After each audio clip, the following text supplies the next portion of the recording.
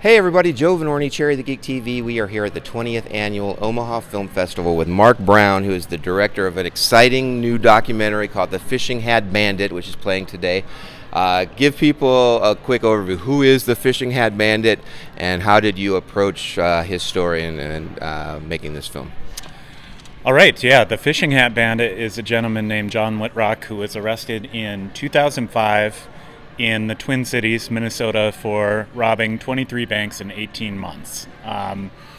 I would just remembered his name and looked him up at one point and found out he was about to get out of prison. So I sent him a letter thinking that, like, if I were in prison, I would write back to somebody who was interested in my story, and he was. So kind of followed his story coming out of prison, and then he kind of began mentioning that he was interested in finding a way to kind of, like, make amends for the trauma that he inflicted on other people. So that's kind of the part of the third act of the film, is him trying to reach out to some of the people he traumatized.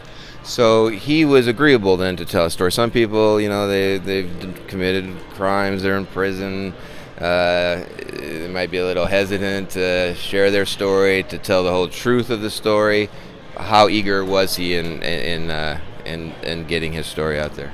You know, that's a very good question, because he is like all human beings, he's very complicated. And I think he's told me a few times when he was in prison and he got my letter, he was like, oh, maybe I'll write a book, I'll write a memoir, this could be a companion to that. And then we started working on the film, and it just kept growing and growing and taking time. And like about halfway through it, he's like, I kind of regret doing this. But he continued on, and to his credit, he's, in spite of like his hesitancy about sharing too much, he's been, he reveals a lot of like his inner turmoil and his deep dark secrets about what motivated this crime spree.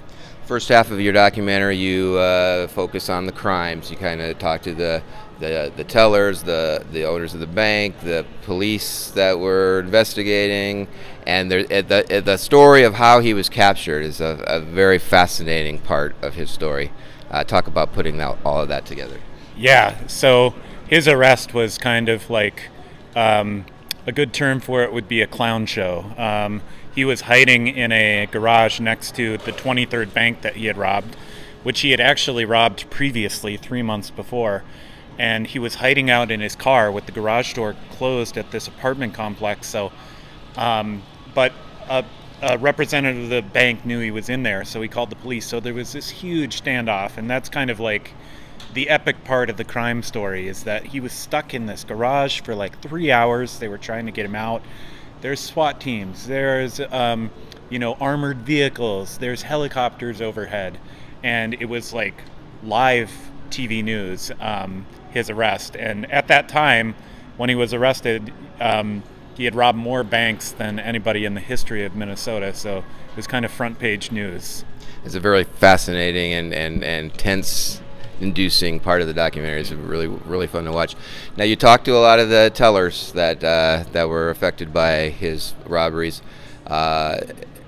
Some who have been very traumatized. Some are angry. Some are traumatized. They've been living with PTSD, former PTSD for all these years. How eager were they to talk to you? And were there some tellers that you approached that said, no, I don't want to participate in this? Yeah, there were a lot of tellers. I tracked down, I think, all but one of the tellers, going through old records from police reports of the crimes, and the vast majority of them were still traumatized. Like, even though he didn't do bank takeovers, he didn't come in waving a gun, his note stated that he had a gun, and that is really traumatizing. Most people in their lives do not have someone come in to their place of work and threaten them with violence. So yeah, a lot of them were very traumatized.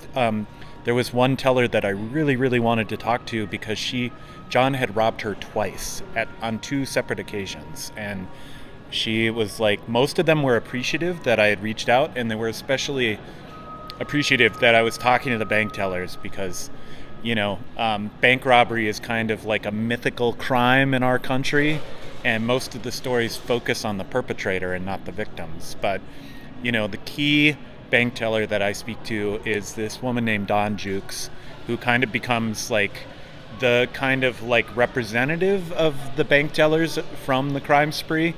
And she's the one who, I don't want to reveal too much about the plot, but she becomes like a key player in this story in the third act of the film. So, and the third act, we won't reveal what happens, but it is an emotional. There will be tears shed, I think, by a lot of the audience that sees it. So check it out, The Fishing Hat Bandit. If people want to see the film, they're not here in Omaha. They want to see the film coming up, upcoming festivals, learn about distribution. Where can they find more information about the film? We've got a website, www.thefishinghatbandit.com. We're on Facebook and Instagram. We have a distribution deal in the works, so I'm hoping by late spring, early summer, it'll be available for rental on demand on like Amazon Prime, iTunes, that kind of thing. We're kind of coming up to the end of our festival run, and I've been really amazed and impressed with the festival here at Omaha. It's like a really special place. What's the big takeaway that you hope audiences that see the film? What do you hope they take away from it? I hope that people take away that, human beings are complicated and we can all make mistakes, big or small. But I think that people who watch this film will have a lot of respect for John and the fact that, he served his time, he's paying restitution, and he's taken some other really, vulnerable steps to try and make amends for the harm that he inflicted on other people. Well, the film's called The Fishing Hat Bandit. Look for it. This is Mark Brown. Check out Cherry the Geek TV for more coverage here at the 20th Annual Omaha Film Festival.